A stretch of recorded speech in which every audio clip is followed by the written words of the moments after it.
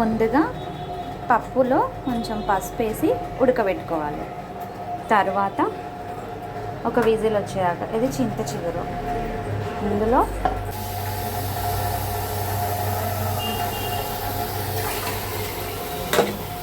Water పోసుకొని బయట నుంచి తెస్తాం కదా, మంచిగా కడుక్కొని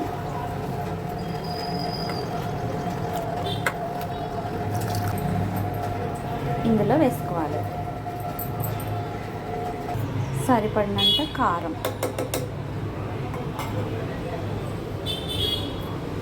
కొన్ని వాటర్,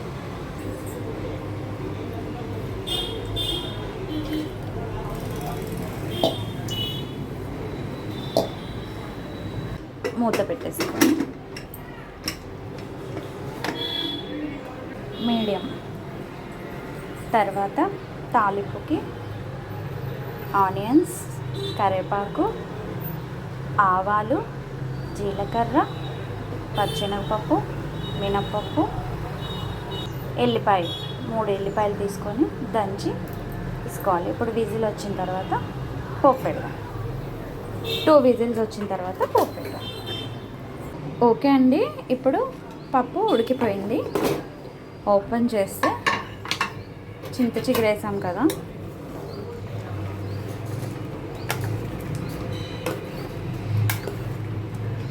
ఇందులో 2 స్పూన్స్ రుచికి సరిపడా ఉప్పు వేసి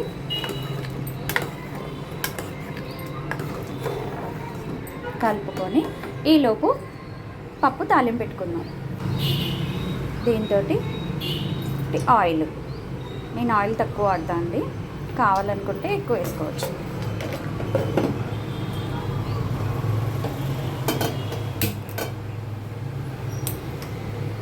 ఇది వేస్తాం కదా. ఇందాక నేను ఎండుమిర్చి చెప్పడం మర్చిపోయాను. ఫస్ట్ ఎండుమిర్చి,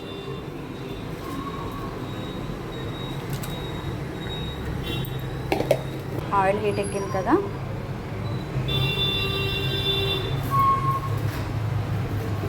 తర్వాత తాలింపు,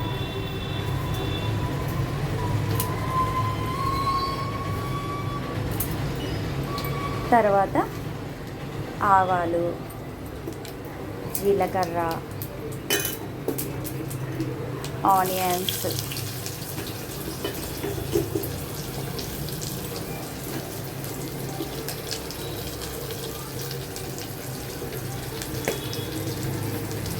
చూసారు కదా, ఇలా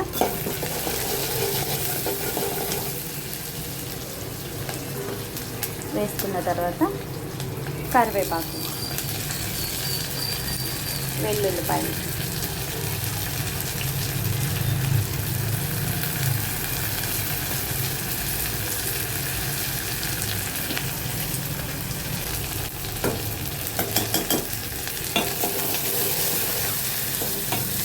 ఇలా కలుపుకోవాలి.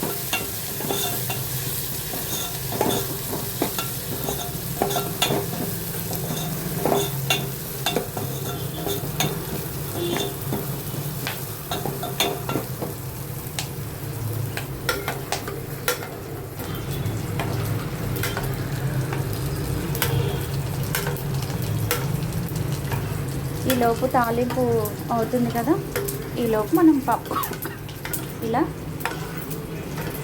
కొంటే మెత్తగా అవుతుంది అన్నమాట. పప్పు గుడ్డి ఇవేం అవసరం లేదండి, ఇలా ఉంటేనే టేస్ట్ ఉంటుంది.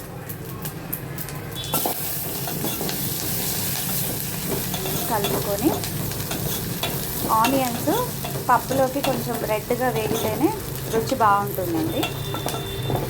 కొంచెం రెడ్గా వేగిన తర్వాత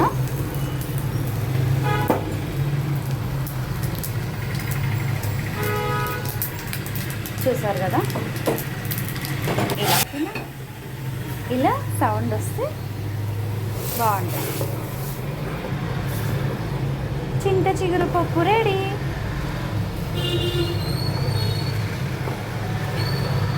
చూసారు కదా, చింత చిగురు పప్పు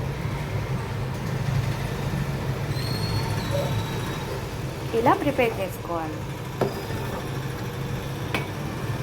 ఓకే అండి, మీరు కూడా రెడీ చేసి తిని ఎలా ఉందో చెప్పండి. ఓకేనా? బాయ్ అండి.